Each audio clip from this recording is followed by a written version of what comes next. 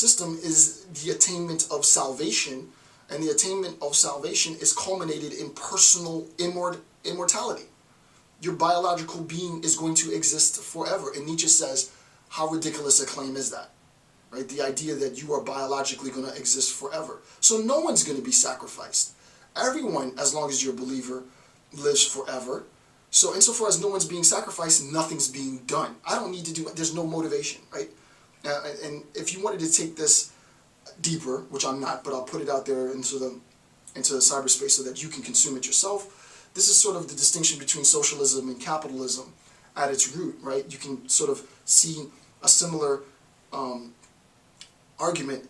Socialism, the problems arguably in the system, and I'm not trying to hear all the socialist freaks come out now, but one of the problems allegedly of socialism is that it delegitimizes incentivization, right? There's no need to have there's no incentive, right? Social capital loses itself, so there's no incentive to go out and work harder. If I'm going to make the same as someone else in society, but I have my requirements to do what it is that I'm doing requires much more labor, why am I going to try and rise to excellence if I'm not going to be incentivized for my effort, right?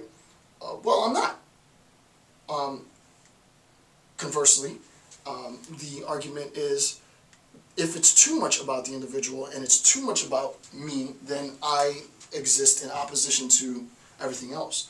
I think what Nietzsche's saying here is just absolutely beautiful, is that to talk about charity requires that you recognize the benefactor, right? And that the benefactor has willfully engaged in this act of bona fide, legitimate charity, not for himself, but for the good of the species, right?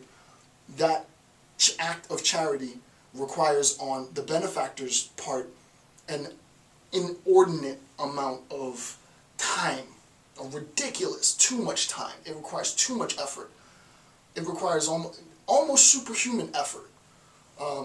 But the beauty of this, as we'll see later, is that, there's so much more that we can do, right? There is so much more that we can do. So it's just fabulous stuff, right? So the idea here is the notion of genuine charity. All right, 2A, detailed explanation of human sacrifice. I think I just did that, right?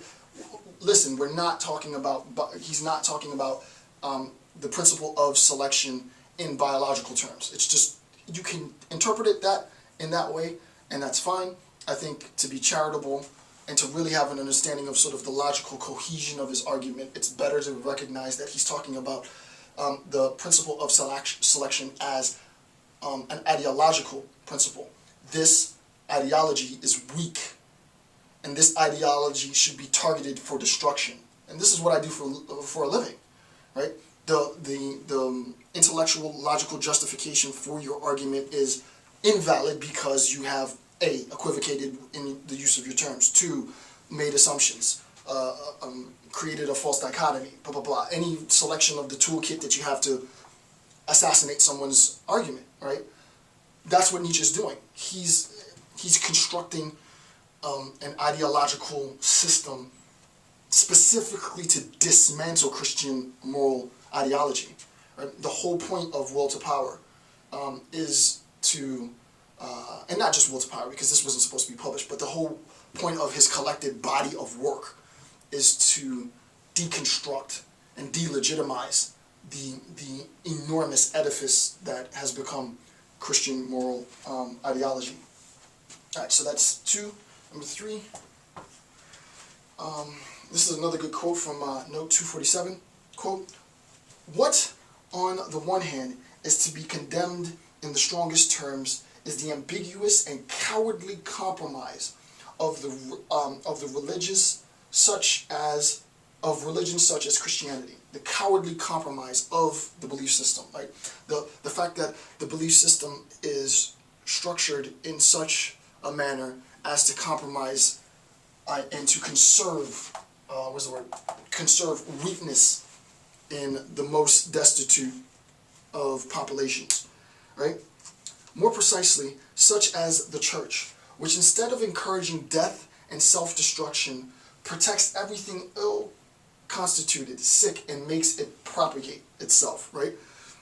If the idea of natural selection, and actually I've done a lecture on this before. I don't think I've done it on YouTube, but I do a lecture in my ethics. Maybe I have done it on YouTube, but it's super quick. Imagine that you have fruit, right? And this is simple. Anybody who knows sort of Darwinian principles of selection, it's easy to understand this. Here's this little critter, and I can't really draw. Okay, so here's this little critter. That critter can jump that high. This critter can jump high enough to consume. Right? The idea of natural selection is if you can't jump high enough to reach the fruit, then you will be selected against. You don't physically have what it takes in order to sustain your own life. Right? In order for this critter to sustain its own life, it needs to be able to jump this high in order to get that fruit. This critter can jump high enough, and this critter will be selected for.